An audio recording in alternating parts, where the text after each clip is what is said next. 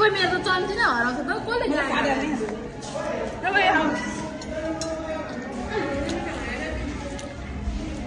मेरो त अनुहारमा एलर्जी आएर सबै मेरो अनुहार बिग्रिरहेछ त्यही भएर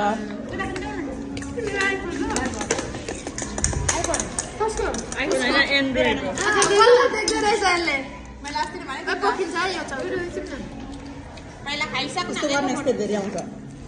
यता देखाऊ यो मिसाउन भने कति लामो यो त खाए ल